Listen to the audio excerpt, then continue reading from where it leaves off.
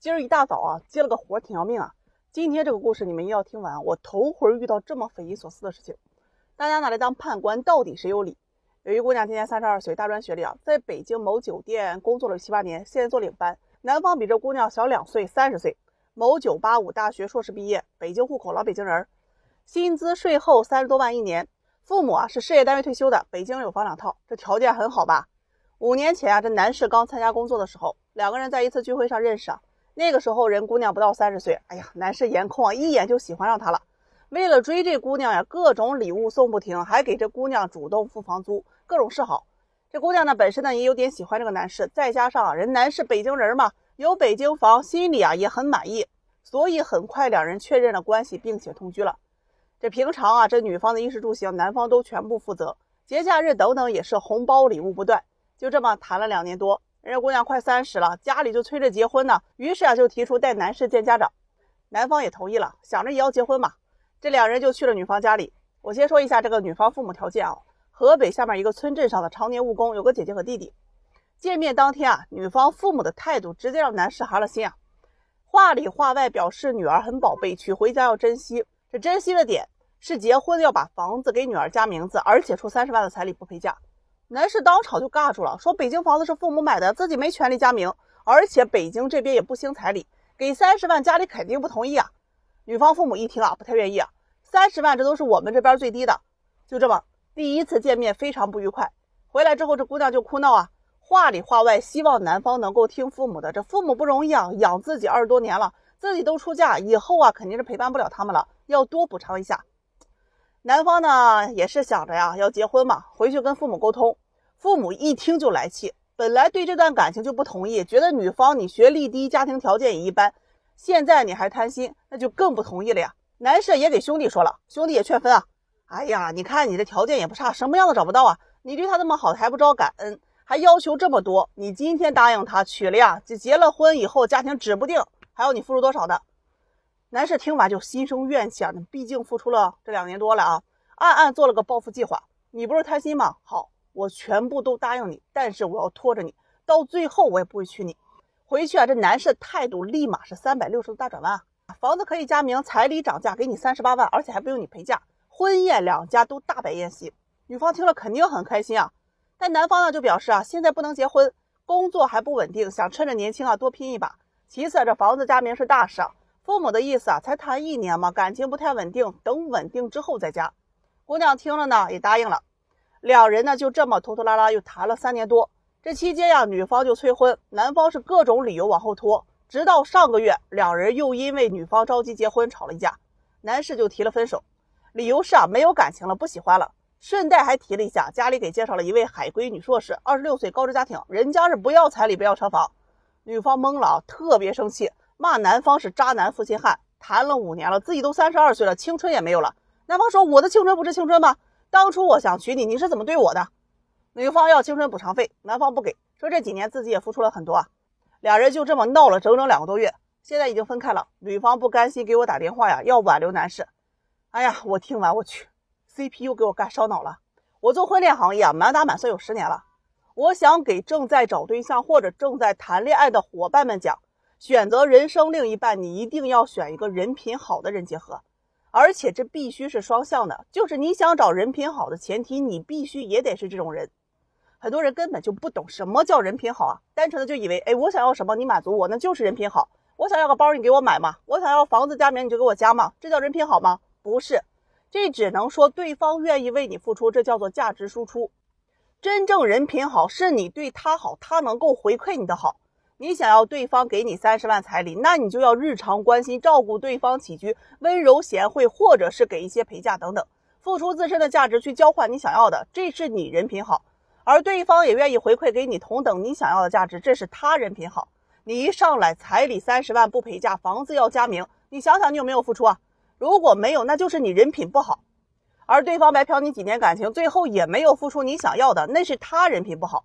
我们换个版本啊，如果当初这姑娘聪明一点，知道自己价值不高嘛，找北京人北京房很难的，那就主动关心男士，给他提供情绪价值，平常发工资给男士多花，多主动关心陪伴，要10万彩礼，趁着年轻早点结婚嘛。这个男孩子也会很珍惜你，回家说服父母娶你，两人顺利结婚，生下一个孩子，家庭温馨幸福，然后要求男士房子、家名等等。或许这个版本啊，才是人品双向奔赴的结果。婚姻那是一辈子的事情，你想想几十年呀。选人看人真的很重要，这步棋走错了，你真的往后步步错。宝，散会。今天上午让一姑娘气得我血压乱窜，嫌我给她介绍对象呢是一个不如一个，越来越差，说我是有意针对她。听了咱那个气啊，你们给评评理啊。她年前是28岁啊，是个公务员，咱也不知道是不是这个工作，反正就挑得很呢。年前呢给她介绍了有3、4个，这男士一啊，30岁，在法院上班的，有车有房，父母都是公务员，小伙子人长得挺好，就是个子矮点，168。哎呀，但凡过了175，他也不至于现在没个对象啊。他去见了，嫌男士个子矮不够男人，哎呀，气的啊。男士2啊，27岁，比他小1岁，人家学历硕士，3甲医院的医生，个子高，条件很好，男方也接受啊他大一点，觉得2个人只要合得来就行嘛。这2个人见完面啊，他直接告诉我不合适。你们永远都想不到相亲对象拒绝你的理由是什么，就是因为相亲吃饭男方没有主动给他倒水，他就觉得这男士对他不够尊重，拒绝了。上火吧。男士3啊，设计院工作，也是个硕士，32岁，他也给拒绝了，就因为男士戴个眼镜不够帅，怕遗传，气得我直接不给他介绍了，王八关门。这种啊咱就不伺候了。年后吉利啊，快30岁了，着急忙慌的跟我说要找对象，哎，说亲戚家的弟弟妹妹都结婚了，他就很焦虑啊。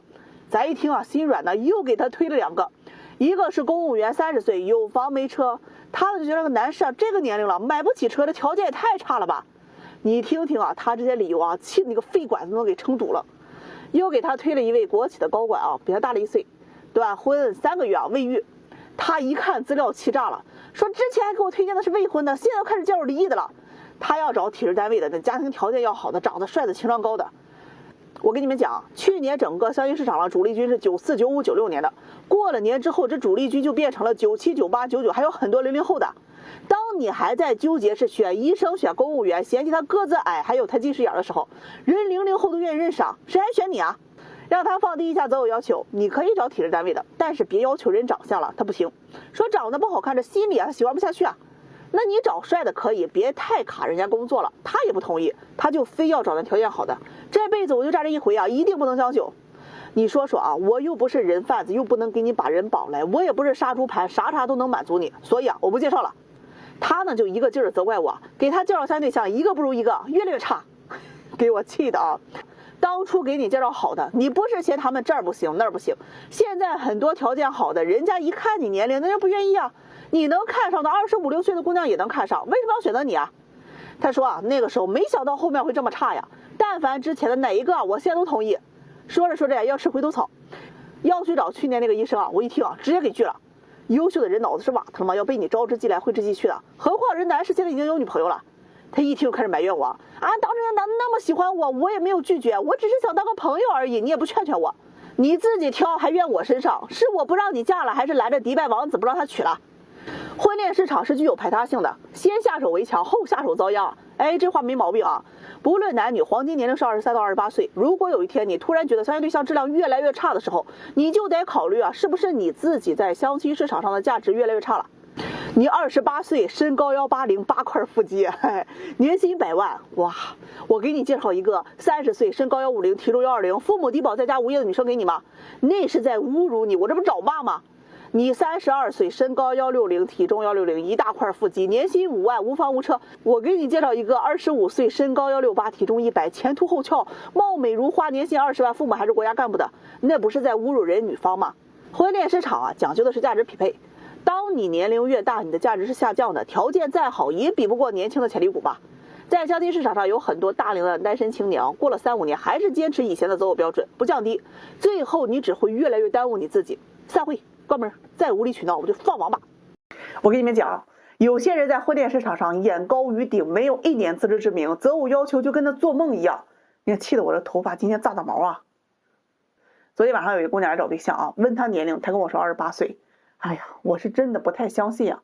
咱呢也不去抨击人家的外貌长相啊，我就跟他要个身份证，身份证拿来一看呀，好家伙，35岁啊！我问他为什么隐瞒年龄，他给的理由是啊，本人显年轻，别人都说他长得像25、6岁的。我顿时特别无语啊！一辆开了10年的车，他能跟刚出厂的车相比吗？配件怕是也要生锈了吧？这姑娘说呀，自己说小点呢，也是希望机会多一点而已。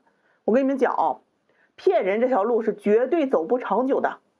接下来我就问她个人情况，在银行工作，年薪10万左右啊，整体条件都还可以，就是年龄确实不占优势。问她择偶要求，语出惊人的告诉我呀，有车全款，市中心有房全款，年收入在50万以上啊。哎呀，说完这些之后呢，还略有自知之明的跟我说呀，我也照自己的情况，年龄大了一些，长得一般啊，也比不过其他年轻人，所以啊，我决定放低择偶要求，接受离异的，但是不能带孩子，要优质男，找同龄或者是偏小一些的。听完呢，我也是好言相劝啊，你想找条件好的，你就得往年龄大的上面找，这样呢，你的条件才会占优势啊。还没等我说完，他就直接给我怼回来，年龄大的精子质量不好，我需要优生优育，之所以拖到现在没结婚啊，都是为了下一代考虑。哎呀，姐姐啊，你光考虑后代，你不考虑自己啊？他跟我说啊，我已经冻卵了，早已经做了万全准备。那一瞬间我确实没话可说了，我就基于现实情况又给他做了分析一下啊。这车房全款，年收入在50万以上的35岁以内的男士，不论离婚与否，大概率都想找30岁以内，工作稳定，感情线比较简单，性格温柔，长相可人的女孩子吧。哎呀，还没等我说完，这姑娘来了句，那不正是我吗？我显小，长相可人，还未婚。这给我听的啊，自己都能给自己画大饼，我也不绕弯子了。目前能够匹配你的条件还不错的，就是40岁离婚带孩子，有车有房，年收入在30万上下的，或者说是35岁以下离婚或者是未婚啊，车房有贷款，年收入在10万上下的。这姑娘一听啊，气的那是不得了啊！我相亲这么多年，多少年入50万、100万的看上我的，我都没入眼。现在你让我选，还不如我之前放弃的那些，那是绝对不可能的。他情绪啊，多少有点激动啊，觉得我看不起他。哎呀，我劝他放弃幻想，认清现实。他说不能低头，皇冠会掉。后来啊，我算是妥协了，给他找单身资料，有位38岁的男士，离婚不带孩子的，没车但是房子2套，年收入在30上下。这姑娘看上了，提出见面的一个要求啊，每个月给他1万5的零花钱。那一瞬间气得我呀，问他凭什么？